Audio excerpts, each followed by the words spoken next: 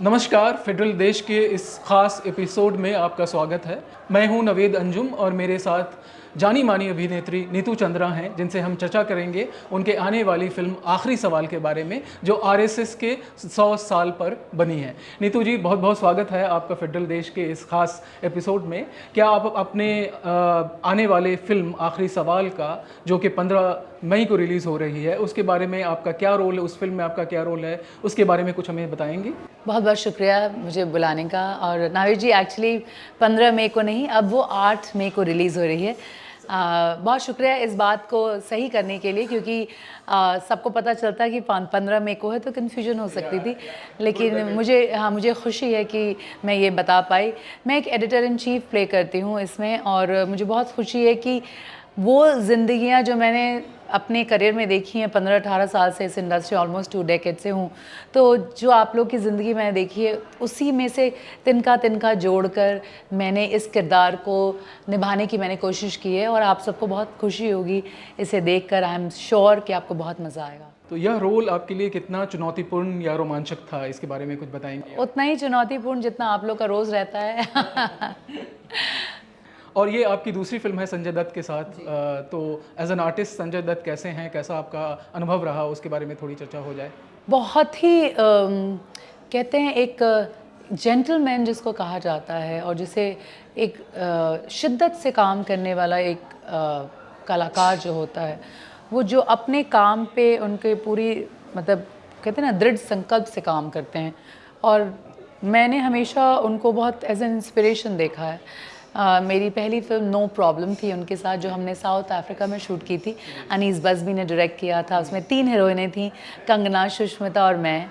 और वो comedy film थी और बड़ा मज़ा आया था एक तरीके से, क्योंकि कॉमेडी थी। बट ये बहुत टोटली ऑपोजिट है। तो संजय दत्त सर को उस वक्त मैंने बहुत फ़नी तरीके से देखा था, अब मैं बहुत सीरियस तरीके से देख रही हूँ। तो इससे पता चलता है कि एक कलाकार का एक जो पूरा एक लंबा सफ़र होता है, और कैसे कैसे जॉनर्स में वो कितने खूबसूरती से कौन उतर सकता है। I think Sanjay Dutt sir ज़रूर बहुत ही अच्छे से हर किरदार में निभा देते हैं। नीतू जी, कलाकार के तौर पे आप तो बहुत सारे ऐसे चीज़ें हैं जो आप करती हैं। आप अभिनेत्री हैं, आप मॉडल भी रह चुकी हैं, आप प्रोड्यूसर हैं, तो इतने सारे हैट्स जो आप पहनती हैं, उसके बारे में आप चर्चा करेंगे क्या? ये सारे रोल्स आपको कहीं ना कहीं एक दूसरे से लिंक्ड हो जाते हैं? मैं अपनी ज़िंदगी जीती हूँ नावेद जी, और मुझे ना हर क्षण जीना अच्छा लगता है। तो जो भी मेरे रास्ते आते हैं, मैं उसमें उस चीज़ को चूज़ कर लेती हूँ। जो चीज़ मुझे अच्छा लगता है मैं चुन के फिर मैं उसमें खुशी ढूंढती हूँ, और उसमें अपना बेस्ट करती हूँ, और अपने पूरा सारा अपना जितना वो फोकस होता है उसमें डाल के उसकी जो भी रिज़ल्ट्स आ सकते हैं उस पे ध्यान देती हूँ। और ऐसे ही मैं ज़िंदगी जीती हूँ। तो चाहे प्रोड्यूस कर रही हूँ, चाहे कथक उमराव जान कर रही हूँ, या एक्टिंग मतलब स्क्रीन एक्टिंग कर रही हूँ, या एड फिल्म्स कर रही हूँ, स्पोर्ट्स हूँ, या कैंसर पेशेंट्स के लिए काम कर रही हूँ, मुझे हर चीज़ में मन लगा के काम करना अच्छा लगता है। यही मैं करती हूँ। और इस स्टेज पे अपने करियर के आपको इस फिल्म के बारे में ऐसा क्या लगा कि आपको ये रोल करना चाहिए, आखिरी सवाल के बारे में? एक तो ना, ये national award winning director Abhijit Mohan Warang के मतलब डायरेक्शन में है। जो प्रोड्यूसर हैं वो है निखिल नंदा जी। संजय दत्त की एक बहुत ही संगीन फिल्म है जिसे कहा जाए, और 100 वर्ष भी हुए हैं आरएसएस के।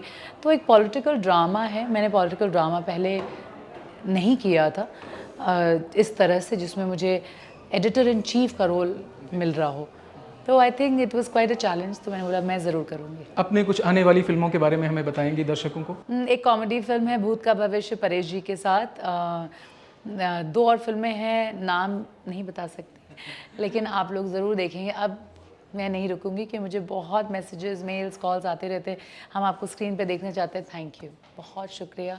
आपने जो कहा था ऊपर वाले ने आपको दे दिया। आपने मांगा कि मैं स्क्रीन पे आऊँ। मैं बहुत बहुत वक्त से अच्छी स्क्रिप्ट की तलाश में थी, and I am sure you will love me. Neetu ji, बहुत बहुत धन्यवाद। आपसे बात कर बहुत अच्छा लगा। धन्यवाद।